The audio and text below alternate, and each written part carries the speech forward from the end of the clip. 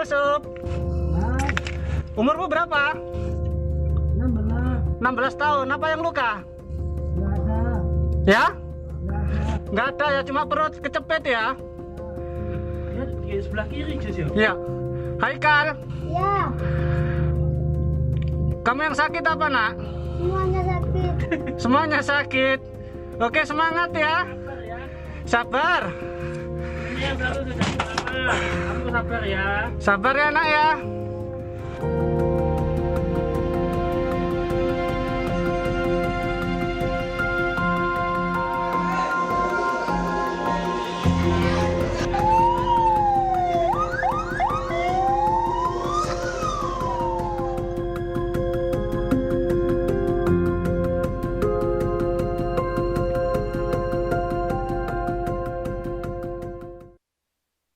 Tim SAR gabungan berkejaran dengan waktu menyelamatkan sejumlah santri yang terjebak di bawah reruntuhan bangunan pondok pesantren Al-Khosini. Sudah lebih dari 24 jam, bangunan pesantren ini ambruk ketika santri sholat asar berjamaah Senin sore. Namun kerja cepat saja tak cukup. Perlu perhitungan matang agar puing bangunan tak membahayakan nyawa yang masih terperangkap di dalamnya. Saya dan tim kita sampai sudah bawa ekskavator, bayangan kita angkat-angkatin pakai alat berat. Ternyata baru di starter aja, lendutan dari beton balok yang ini itu menunjukkan instabilitas dan bisa ambles, sedangkan banyak tanda-tanda kehidupan. Ini secara perpetual kan kita ngelihat, 11 sudah, ditambah ini sekitar 6-7. Jadi kan itu total bisa. Tapi begitu kita bilang sekian, begitu ada tanda-tanda kehidupan, kita teman-teman Basarnas maksudnya. Karena kami ini dari Pemda ya ini memberikan dukungan posko, dukungan logistik, dan kelancaran dengan Polda. Bangunan pondok pesantren Al-Khosini diduga ambruk karena kegagalan konstruksi bangunan. Seorang pengasuh pondok pesantren di Jember, Jawa Timur, meminta pendampingan pemerintah jika pesantren ingin menambah bangunan. Kadang pesantren itu Mbak, karena banyaknya jumlah santri, itu kadang memang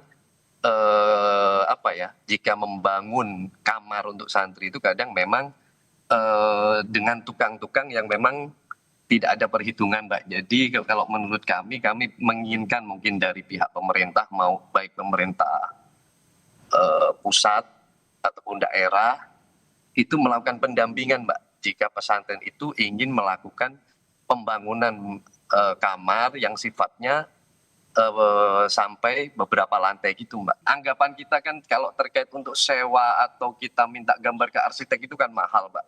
Sedangkan pesantren itu kadang-kadang untuk membuat kamar itu kadang pengasuhnya itu mengeluarkan dana sendiri ataupun ada dana bantuan dari alumni atau kadang ya dari usahanya gitu Mbak. Ketua Umum PBNU Yahya Khalil Stakuf meninjau langsung kondisi bangunan pesantren yang roboh. Gus Yahya juga memberikan penguatan kepada keluarga korban dan berdoa bersama. Penting kita konsentrasi pada penyelamatan dulu. Nanti apabila semuanya sudah emergency ya, kedaruratan ada yang sudah bisa dilewati, baru nanti bagaimana kita akan membuat langkah-langkah agar semacam juga. Sudah ada sekitar 100 lebih orang telah ditemukan, 3 diantaranya meninggal dunia. Sementara korban bangunan ponpes roboh, beberapa diantaranya masih dirawat di 3 rumah sakit, yaitu RSUD Sidoarjo, RSI Siti Hajar, dan RS Delta Surya. Tim Liputan, Kompas TV. Lalu bagaimana perkembangan terkini upaya penyelamatan korban ambruknya bangunan pondok pesantren Al-Khosini di Sidoarjo, Jawa Timur? Kami akan bahas bersama Bupati Sidoarjo Subandi dan Kepala Pusat Data Informasi dan Komunikasi Kebencanaan BNPB Abdul Muhari. Selamat malam Bapak-Bapak. Selamat malam Mas Radit. Iya, saya ke Pak Muhari dulu. Pak Muhari, boleh diinformasikan data terkini yang korban yang selamat lalu juga yang meninggal berdasarkan data dari BNPB yang sudah dihimpun Pak? Ya, berdasarkan data yang kita juga dapatkan dari Kakansar Jawa Timur dan teman-teman BPBD di daerah, eh, per sore ini data pukul 14.00 tadi itu jumlah total korban 100 orang dengan rincian masih ada dirawat inap rumah sakit itu 26 orang, kemudian yang sudah keluar rumah sakit 70 orang, meninggal itu 3 orang atas nama Maulana Alvan Ibrahim, kemudian Muhammad Masudul Haq dan Muhammad Soleh. Pasien yang dirujuk ke Rumah Sakit Siti Hajar itu 1 orang.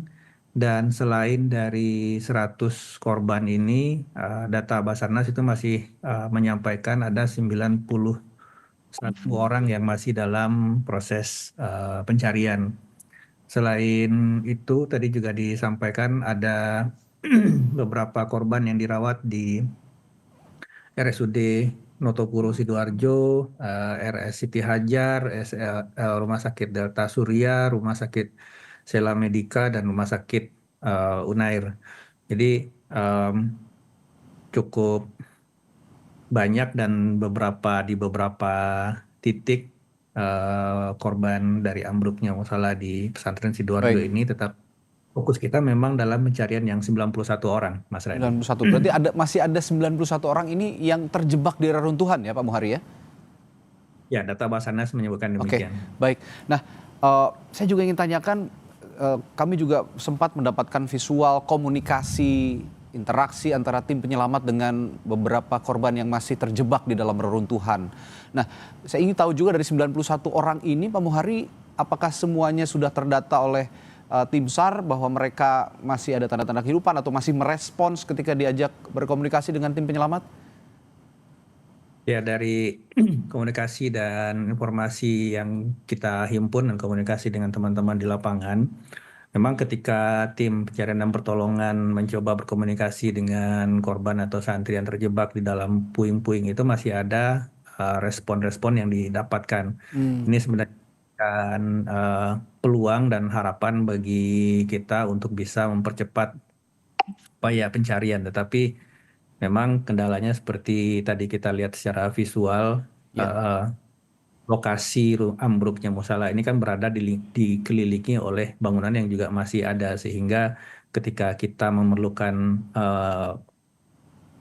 alat perangkat untuk mengungkit secara keseluruhan, karena kalau misalkan dari satu sisi itu akan mengganggu keseimbangan dari beban di tempat lain, sehingga dikhawatirkan beban ini terganggu. Kita lihat kan tadi ada 3 lapis cor-coran lantai yang kemudian Ya. menjadi satu. Nah, ini yang dikhawatirkan kalau misalkan ini tidak diperhitungkan secara matang, maka upaya penyelamatan nanti bisa berbalik. Nah, ini kan tentu saja tidak kita inginkan. Jadi bagaimana caranya? Tim juga mempertimbangkan untuk membawa serta ahli konstruksi untuk melihat di titik mana seharusnya kita bisa melakukan pengungkitan yang tidak kemudian menimbulkan fatalitas di tempat yang lain, Mas Rading. Baik, Pak Bupati, Pak Bandi, tadi Pak Muhari sudah bilang ini kan perlu kehati-hatian, ekstra kehati-hatian untuk mengevakuasi para korban yang masih terjebak di dalam reruntuhan. Karena takutnya kalau memang mendatangkan alat berat, ini juga sudah ditegaskan oleh Pak Wagub Jawa Timur, Pak Emil Dardak juga tadi, bahwa ini takutnya mengganggu keseimbangan bangunan yang ada di sebelah-sebelahnya sehingga malah tambah membahayakan baik korban maupun juga tim penyelamat. Nah, sejauh ini bagaimana kerjasama yang dilakukan dari Pemkab Sidoarjo maupun Pemprov maupun tim penyelamat untuk sama-sama juga ikut menyelamatkan korban tanpa mengganggu keseimbangan bangunan yang disebutkan Pak Muhari tadi, Pak Bupati? Ya. Terima kasih ya Pak Radi ya. Ya. Hari ini kita sudah semuanya berkolaborasi antara pemerintah provinsi maupun Kabupaten Sidoarjo ya. Langkah yang kita ambil, kita sudah kerjasama dengan SAR, bergabung BPD, Basarnas, TNI, Polri, Teganas, semuanya kita libatkan ya. Oke. Tadi alhamdulillah karena hari ini kita pakai visual, kita harus hati-hati ya, harus berhati-hati. Tadi disampaikan masih ada 91. Ada masih 4 yang belum terselamatkan ya. Nah, ini kita tidak bisa menggunakan alat-alat berat yang sudah kita siapkan oleh Kabupaten Sidoarjo. Ini sudah kita siapkan, ada administrator ada 3. Nah, ini kita harus berhati-hati. Ya, mudah-mudahan kita terus berikan support dan dukungan kepada teman-teman yang ada di sana. Mudah-mudahan dia mampu untuk menyelesaikan tugas itu. Yang penting hari ini gimana 4 ini kita selamatkan dulu. Ya. Ya, setelah itu baru nanti kita gimana mekanisme kita yang kita lakukan dari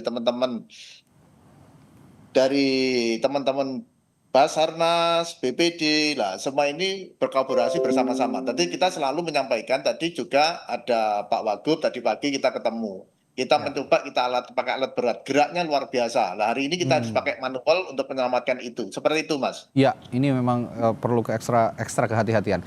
Tapi yang ingin saya tanyakan juga Pak Bupati, mereka korban yang masih terjebak di reruntuhan ini kan juga butuh suplai minuman, suplai makanan yang yang diberikan oleh tim penyelamat. Bagaimana suplai makanan dan minuman untuk santri, termasuk menyampaikan atau menyalurkan ke mereka-mereka yang masih terjebak ini, Pak? Yang alhamdulillah yang masih terjebak 3, ini kita oksigen sudah kita siapkan, juga ada pendampingan dari teknis kesehatan ya, jadi dokter-dokter semuanya ini kita siapkan semuanya, biarkan nanti kebutuhan apapun dan segera kita cover. Tadi insya Allah semua sudah terpenuhi, jadi sudah tidak ada kekurangan lagi, karena dengan kondisi yang sulit dan susah ya, tadi ini sudah disiapkan dengan tim medis semuanya, alhamdulillah sudah berjalan dengan baik, termasuk oksigen dan lain-lain ya. Iya. Seperti itu, Mas. Baik, kembali ke Pak Muhari. Pak Muhari, ini kan kalau untuk secara teknik menyelamatkan korban reruntuhan bangunan seperti ini, mungkin kurang lebih tidak jauh berbeda dengan menyelamatkan korban pada saat terjadi bencana gempa bumi yang mengakibatkan runtuhnya sebuah bangunan begitu ya. Nah, lebih rinci lagi Pak Muhari, mungkin juga pasti BNPB punya cara atau teknis tersendiri yang bisa diceritakan juga ataupun di-share begitu, bagaimana sebenarnya menyelamatkan para korban yang terjebak reruntuhan ini? Iya, yang pasti tim di lapangan, Basarnas seperti tadi disampaikan oleh Pak Bupati itu pasti punya pengalaman yang sudah sangat mumpuni untuk kasus-kasus seperti ini. Bukan merupakan kejadian yang pertama ya. Tetapi yang menjadi pertimbangan kita itu akan berbeda penanganannya ketika kita mendengar atau mengetahui ada korban yang masih hidup di dalam. Ya. Posisi korban ini tidak bisa kita pastikan posisinya pastinya ada di mana, karena itu tidak secara visual tidak bisa dilihat dari pinggir atau sudut-sudut runtuhan yang dicoba oleh tim di lapangan. Nah, ini sebenarnya yang yang pastinya menjadi pertimbangan utama bagi tim di lapangan. Berbeda kiranya ketika misalkan pada kondisi bangunan ambruk tapi tidak ada respon korban yang ada di dalam. Dan ini kalau berbeda di sini, itu respon korban itu ada beberapa orang. Tadi Pak Bupati bilang ada 4 orang yang masih harus dikejar upaya penyelamatannya. Nah, ini posisi masing-masing korban ini benar-benar harus dihitung, dan bagian mana yang harus diangkat dan bagaimana cara mengangkatnya akan sangat mempengaruhi nantinya keberhasilan upaya pencarian ini. Jadi ini sebenarnya faktor kesulitannya ada pada titik di mana kita harus memastikan bahwa nanti puing yang di atas kita angkat itu tidak malah menimbulkan cedera atau fatalitas bagi korban yang kita tahu itu masih hidup, Mas Radit. Ya, Pak Muhari, tanpa bermaksud untuk mendesak, untuk memburu-burui mereka yang mencoba menyelamatkan korban begitu ya, yang sekarang masih terjebak di reruntuhan bangunan. Tapi saya ingin tanya juga, biasanya dalam teknis penyelamatan korban yang tertimbun reruntuhan bangunan seperti ini, berapa lama waktu yang dibutuhkan untuk menyelamatkan semua korban? Iya, tim SAR kita tidak hanya punya pengalaman di dalam negeri ya. Tim SAR ini juga sudah pernah kita kirim ke Turki, ke Myanmar untuk penyelamatan bencana gempa.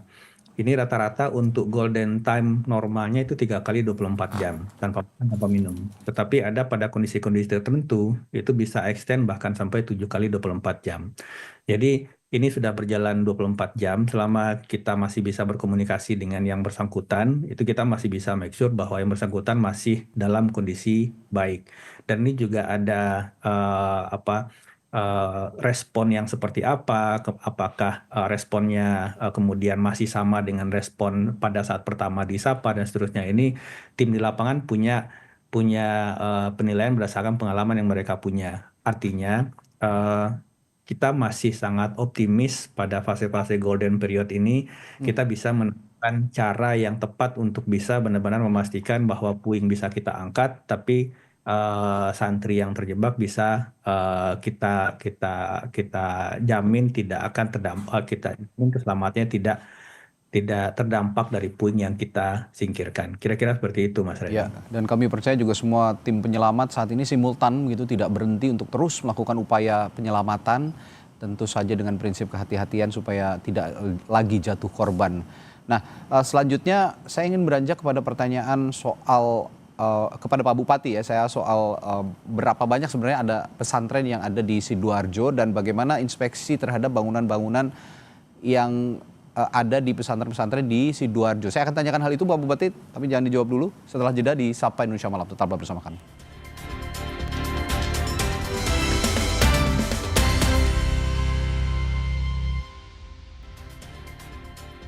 Saudara, sebelum kami lanjutkan perbincangan, ada informasi juga dari Menteri Agama yang mengunjungi lokasi Pondok Pesantren Al-Khozini pasca ambruknya salah satu bangunan. Kedatangan Menteri Agama juga sekaligus memberikan dukungan kepada anggota keluarga korban yang masih menunggu kabar kondisi keluarga mereka. Menteri Agama Nasaruddin Umar menyatakan Kementerian Agama akan melakukan perbaikan aturan terkait pembangunan pondok pesantren. Menak kembali mengingatkan bahwa pembangunan madrasah dan pesantren harus sesuai dengan aturan yang berlaku. Dirinya juga memberikan dukungan moral kepada keluarga korban yang masih menunggu kabar dari kondisi anggota keluarga mereka. Untuk proses evakuasi, Menteri Agama menyerahkan sepenuhnya ke tim SAR gabungan.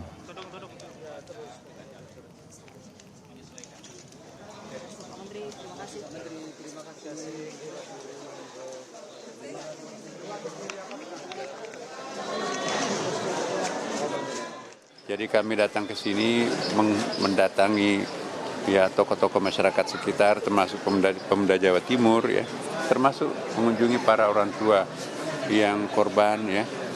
Bagaimana menerima kenyataan seperti ini sebagai sebuah musibah, dan bagi kita ini adalah suatu pelajaran.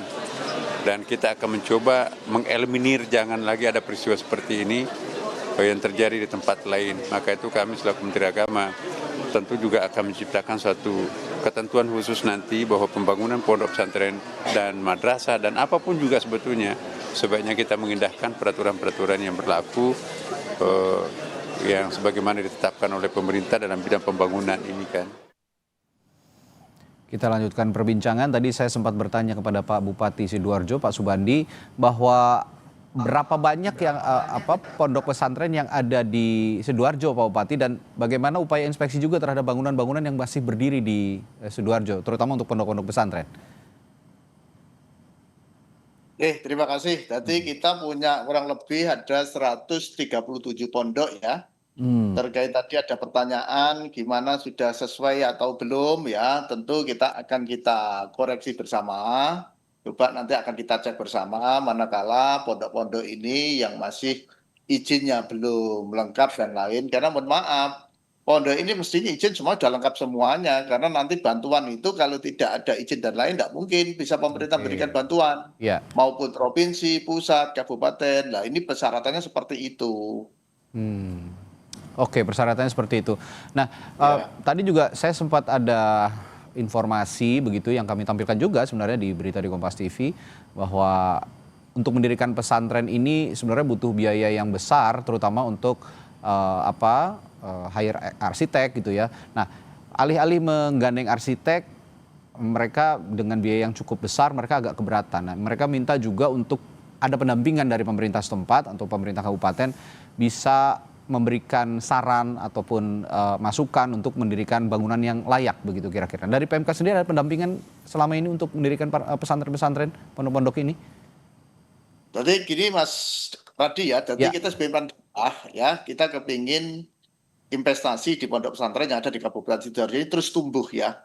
Dalam arti gimana untuk pembangunan gedung dan lain, kita ini sudah kerjasama dengan pihak ITS ya. Jadi tidak perlu kesulitan barangkali ada pondok pesantren mendirikan bangunan gedung dengan lantai 1, 2, 3 nanti konsultannya tinggi dan lain ini semua insya Allah kita sebagai pimpinan daerah selalu mengupper itu karena kita sudah kerjasama dengan ITS ya tentunya memberikan kemudahan biarkan nanti demi keselamatan keamanan ini betul-betul terjaga dengan standar apa tuh namanya struktur bangunan yang dimiliki sesuai dengan perizinan yang ada. Lah harapan kita semuanya pondok pesantren yang besar-besar barangkali ada bangun yang baru kita sebagai pimpinan daerah sangat welcome karena kita sudah kerjasama dengan ITS biarkan nanti struktur bangunan itu sesuai dengan progres dan perizinan yang ada. Seperti itu Mas. Jadi tidak ada kekhawatiran. Kita selalu backup itu terkait masalah perizinan, terus konsultan, perencanaan dan lain karena sudah ada kerjasama dengan ITS, insya Allah itu sudah bisa berjalan dengan baik. Oke, nah saya kembali ke teknis evakuasi ke Pak Muhari. Tadi Pak Muhari mengatakan bahwa bangunan sebelahnya ketika alat berat datang ini kan bergerak begitu ya. Ini juga dikhawatirkan malah membahayakan begitu. Sebenarnya teknisnya untuk menghindari bangunan di sebelah-sebelahnya ini untuk mengganggu proses evakuasi bagaimana Pak Muhari? Ya, ada beberapa opsi sebenarnya ya. Ada dengan menarik secara keteknikan gitu ya. Ada caranya, ada perhitungannya. Lantai-lantai yang ambruk di bawah secara lateral. Tetapi ini membutuhkan space atau ruang yang cukup untuk itu. Sedangkan kita lihat ini kan dikelilingi oleh bangunan yang sebenarnya menjadi penyambung ya. Si musola ini kan kalau kita lihat dari gambar visual itu disambungkan ke bangunan di sebelah-sebelah. Nah ini menjadi tantangan secara teknis yang cukup kompleks sebenarnya. Apakah kemudian bangunan di sebelah itu juga perlu biasanya kalau di tempat lain, kalau misalkan memang kondisi itu dibutuhkan, maka perlu di bangunan di samping itu juga didemolish ya, dipastikan bahwa alat berat memiliki ruang untuk melakukan pengungkitan atau pengangkatan atau penggeseran dari bangunan yang akan diangkat. Nah, hal seperti ini menjadi opsi di lapangan.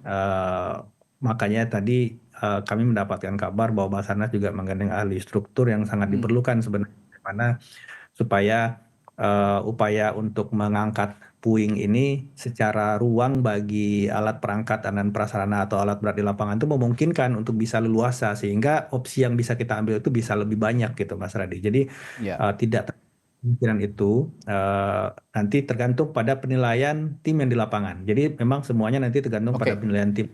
Artinya kalau proses evakuasi seperti ini area di sekitar pondok pesantren harus clear ya Pak Muhari ya? Maksudnya dari warga begitu? Seharusnya demikian karena ini juga kalau kita melihat struktur bangunannya bukan termasuk well engineered structure ya. Artinya bukan bangunan yang memang didesain secara khusus, secara arsitektur yang baik sehingga bisa menjamin ini nggak akan runtuh kalau ada gerakan-gerakan yang kemudian mengganggu kestabilan bangunan itu. Baik. Juga tadi khawatirkan gitu Mas Redi. Baik. Terakhir saya ke Pak Bupati, Pak Subandi. Saya mendengar juga ada informasi dari posko begitu di sana bahwa banyak keluarga yang sebenarnya tidak sabar ingin mengetahui kabar dari keluarga mereka yang masih diduga tertimbun di runtuhan bangunan. Nah, ada nggak upaya juga dari Pemkab untuk menenangkan pihak keluarga ini di posko gitu supaya mereka juga bisa diberikan pengertian bahwa proses evakuasi ini tidak mudah sebenarnya, Pak Bupati? Terima kasih Mas Radi. Tadi kita sudah menyiapkan di sana tempat untuk ruang tunggu ya. Ini termasuk kita juga sudah menyiapkan warung untuk orang-orang yang nunggu sudah kita siapkan semuanya. Ruang tunggu sudah kita siapkan, terus terkait masalah pendataan sudah kita siapkan ya. Biarkan dari keluarga santri ini dia juga tidak rasa dengan anaknya yang belum ketemu dan lain, ini tidak sampai cemas dan lain, ini semuanya sudah kita lakukan, ada pendampingan kesehatan, semua kita lakukan. Jadi alhamdulillah kita dari Dinkes, pihak rumah sakit untuk pendampingan kepada keluarga-keluarga yang hari ini masih belum ketemu 91 orang. Tapi semuanya makan, semua. Kita sudah buka warung di sana semua. Berarti alhamdulillah sudah terpenuhi semua. Tinggal namanya musibah, ya pasti nangis dan lain. Cuma semua bisa terpenuhi dengan baik. Seperti itu. Itu Dan yang sebenarnya. kedua, Mas Radi, berarti yang selama ini di Badu rumah sakit semuanya ini kita bagi berdua. Oke. Rumah sakit yang punya rumah sakit umum ini pembiayaan semua adalah ditanggung oleh Pemda melalui BTT ya.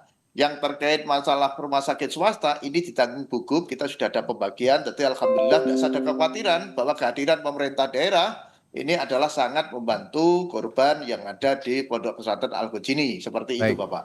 Baik, kita sangat apresiasi respons dari Pemkab Sidoarjo juga yang terus secara simultan membantu juga tim penyelamat, lalu juga memberikan pemahaman kepada pihak keluarga bahwa evakuasi ini perlu kehati-hatian ekstra begitu supaya tidak muncul korban baru. Begitupun juga dengan tim penyelamat dari BPBD dan tim gabungan, tim SAR begitu ya, dari Damkar juga saya lihat ada terlibat di sana. Semoga kita berdoa semua berjalan lancar evakuasinya dan ada 91 orang yang masih tertimbun tadi, santri bisa segera diselamatkan oleh tim penyelamat. Baik, terima kasih Pak Muhari, Pak Subandi, Pak Bupati telah bergabung di Sapa Indonesia Malam hari ini. Selamat malam. Sehat selalu, sampai jumpa lagi Pak. Terima kasih. Saudara, setelah jeda ada informasi